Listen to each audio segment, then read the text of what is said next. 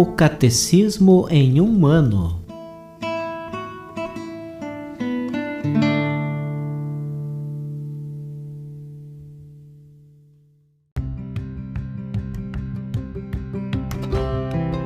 Olá, eu sou Gabriel, seminarista da Diocese de Ponta Grossa, no Paraná. Você está ouvindo o podcast O Catecismo em um Ano. Vamos ler todo o Catecismo da Igreja Católica ao longo de 365 episódios. Estamos utilizando a tradução em português apresentada pela CNBB em 2013, baseada na edição típica em latim. Baixe o plano de leitura por meio de um link que você encontra na página do Instagram, @ocatecismo em um ano, ou na descrição deste podcast.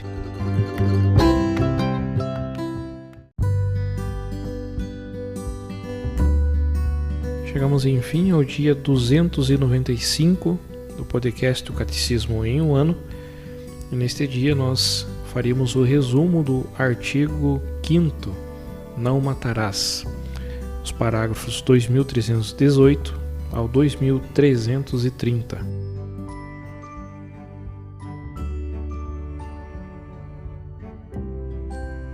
Resumindo, em sua mão está a alma de todo ser vivo, o espírito de toda a carne mortal, conforme Jó, capítulo 12, versículo 10. Toda a vida humana, desde o momento da concepção até a morte, é sagrada, porque a pessoa humana foi querida por si mesma à imagem e à semelhança do Deus vivo e santo. O assassinato de um ser humano é gravemente contrário à dignidade da pessoa e à santidade do Criador. A proibição de matar não abroga o direito de tirar a um opressor injusto a possibilidade de prejudicar. A legítima defesa é um dever grave para quem é responsável pela vida de outros ou pelo bem comum. Desde a concepção, a criança tem o direito à vida. O aborto direto, isto é, o que se quer com um fim ou como um meio, é uma prática infame, gravemente contrária à lei moral. A Igreja condena com a pena canônica de excomunhão este delito contra a vida humana. Visto que deve ser tratado como uma pessoa desde a sua concepção, o embrião deve ser defendido em sua integridade, cuidado e curado como qualquer outro ser humano. A eutanásia voluntária, sejam quais forem as formas e os motivos, constitui um assassinato. É gravemente contrária à dignidade da pessoa humana e ao respeito do Deus vivo, seu Criador. O suicídio é gravemente contrário à justiça, à esperança e à caridade. É proibido pelo 5º mandamento. O escândalo constitui uma falta grave quando, por ação ou por omissão, leva deliberadamente o outro a pecar gravemente. Por causa dos males e das injustiças que toda guerra acarreta, devemos fazer tudo o que for razoavelmente possível para evitá-la. A Igreja ora: da fome, da peste e da guerra livrai-nos, Senhor. A Igreja e a razão humana declaram a validade permanente da lei moral durante os conflitos armados. As práticas deliberadamente contrárias ao direito dos povos e a seus princípios universais constituem crimes. A corrida armamentista é uma praga extremamente grave da humanidade e lesa os pobres de maneira intolerável. Felizes os que promovem a paz, porque serão chamados filhos de Deus. Evangelho de Mateus, capítulo 5, versículo 9.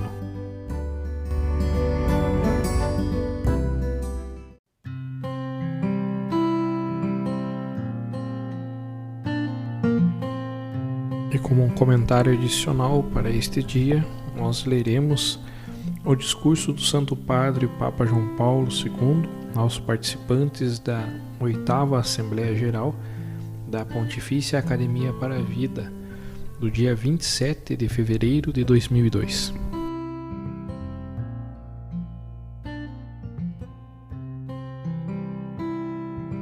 Estimados e ilustres membros da Pontifícia Academia para a Vida, repete-se mais uma vez o nosso encontro, que constitui para mim sempre um motivo de alegria e de esperança. A minha saudação chegue com profunda cordialidade a cada um de vós pessoalmente. Agradeço em particular ao presidente, professor Juan de Dios Vial Correia, as amáveis palavras com que se dignou fazer-me intérprete dos vossos sentimentos. Dirijo também um pensamento especial ao vice-presidente, Dom Hélio Sigrestia, dirigente e animador da atividade da Pontifícia Academia.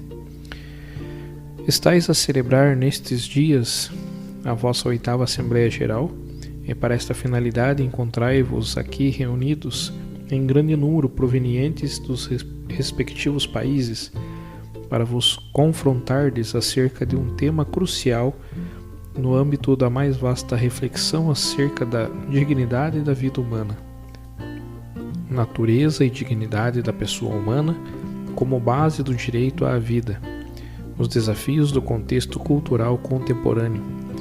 Escolhestes tratar um dos pontos centrais que estão na base de qualquer reflexão ulterior, quer ela seja do tipo ético aplicativo, no campo da bioética, quer de tipo sociocultural para a promoção de uma nova mentalidade em favor da vida. Para muitos pensadores contemporâneos, os conceitos de natureza e de lei natural demonstram-se aplicáveis unicamente ao mundo físico e biológico, ou enquanto expressão da ordem do cosmos, à investigação científica e à ecologia. Infelizmente, nesta perspectiva, torna-se difícil captar o significado da natureza humana em sentido metafísico, assim como o de lei natural na ordem moral. Sem dúvida, o fato de se ter perdido quase completamente o conceito de criação, conceito que se refere a todas as realidades cósmicas, mas que reveste um significado particular em relação ao homem, contribuiu para tornar mais difícil esta passagem para a profundidade do real. Para isto contribuiu também o enfraquecimento da confiança na razão, que caracteriza grande parte da filosofia contemporânea, como realcei na encíclica Fides et Ratio. Por conseguinte, é necessário um renovado esforço cognoscitivo para voltar a compreender na sua raiz e em toda a sua amplitude o significado antropológico e ético da lei natural e do conceito de direito natural com ela relacionados. De fato, trata-se de demonstrar-se como é possível reconhecer as características próprias de cada ser humano, em termos de natureza e dignidade, como fundamento do direito à vida nas suas múltiplas formulações históricas. Só com esta base é possível instaurar um verdadeiro diálogo e uma colaboração autêntica entre os crentes e não crentes. A experiência cotidiana evidencia a existência de uma realidade básica comum a todos os seres humanos, graças à qual eles podem voltar a conhecer-se como tais.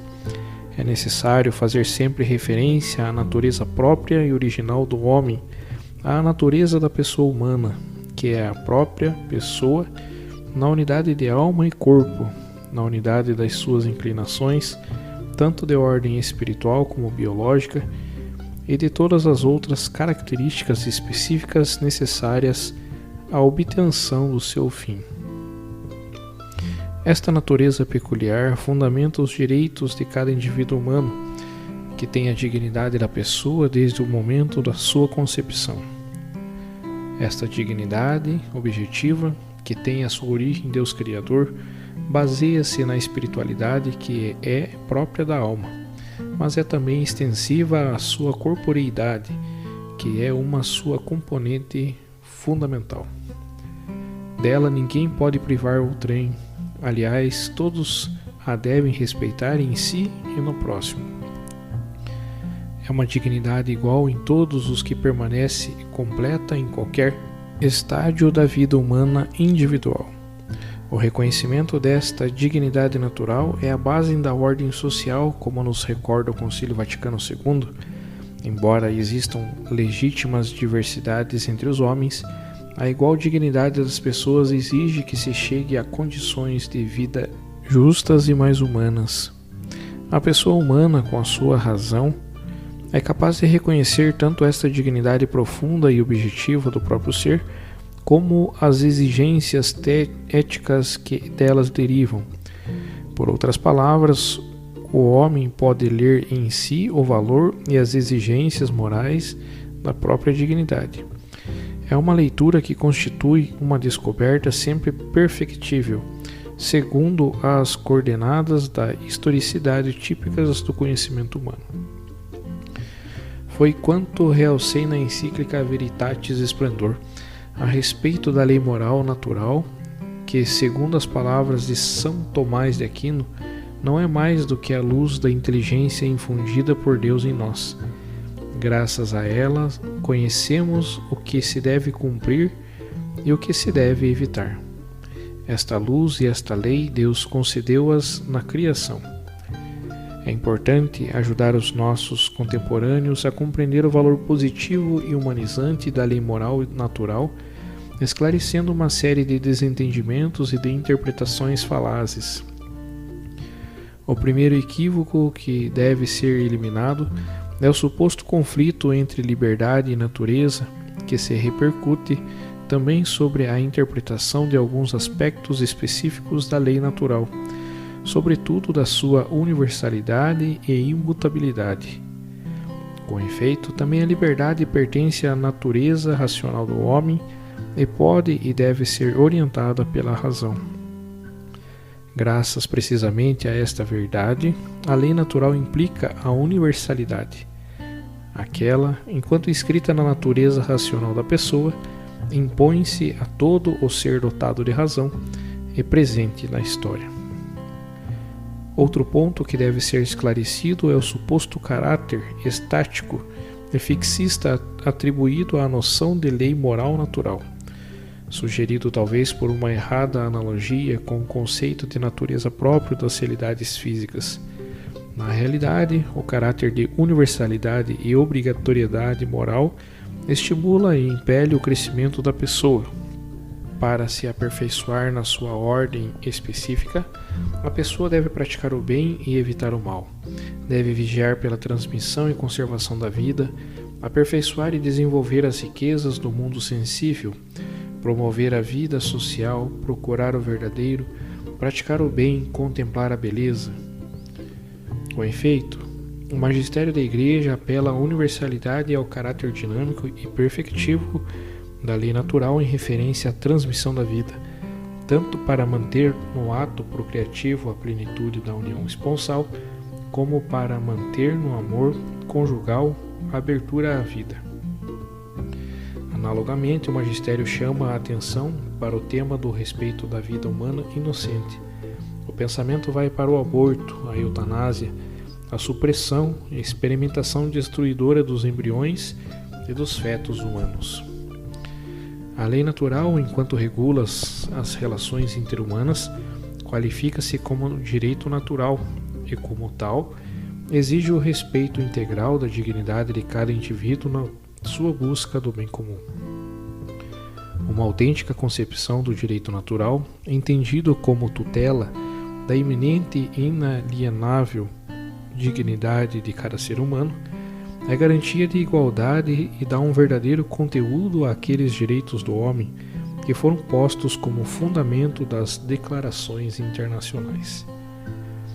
De fato, os direitos do homem devem relacionar-se com o que o homem é por sua natureza e em virtude da própria dignidade, e já não com as expressões das opções subjetivas próprias de quantos detêm o poder de participar na vida social ou daqueles que obtêm o consentimento da maioria. Na encíclica Evangelho Vitae, denunciei o perigo grave que esta falsa interpretação dos direitos do homem, como os direitos da subjetividade individual ou coletiva, separada da referência à verdade da natureza humana, possa levar também os regimes democráticos a transformarem-se num substancial totalitarismo. Sobretudo, entre os direitos fundamentais do homem, a Igreja Católica reivindica para cada ser humano o direito à vida como direito primário. Falo em nome da verdade do homem e em tutela da sua liberdade, que não pode subsistir a não ser no respeito à vida. A Igreja afirma o direito à vida de cada ser humano inocente e em todos os momentos da sua existência. A distinção que por vezes é sugerida em alguns documentos internacionais entre ser humano e pessoa humana, para depois reconhecer o direito à vida e à integridade física unicamente à pessoa já nascida, é uma distinção artificial sem fundamento, nem científico nem filosófico. Cada ser humano, desde a sua concepção até a sua morte natural, possui o direito inviolável à vida e merece todo o respeito devido à pessoa humana. Caríssimos, para concluir, desejo encorajar a vossa reflexão sobre a lei moral natural e sobre o direito natural, desejando que dela possa surgir um renovado e espontâneo impulso de instauração do verdadeiro bem do homem e de uma ordem social justa e pacífica, voltando sempre às raízes profundas da dignidade humana e do seu verdadeiro bem, baseando-se no fundamento do que existe de eterno e fundamental no homem, que se pode dar início a um diálogo fecundo com os homens de qualquer cultura, com vista a uma sociedade inspirada nos valores da justiça e da fraternidade.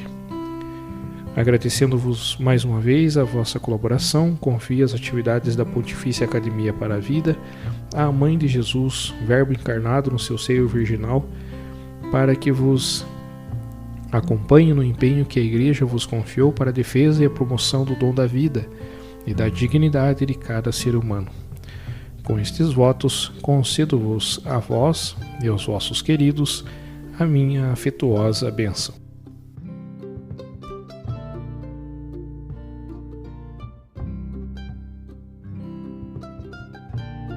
Os textos dos discursos papais encontram-se na íntegra no site da Santa Sé, vatican.va.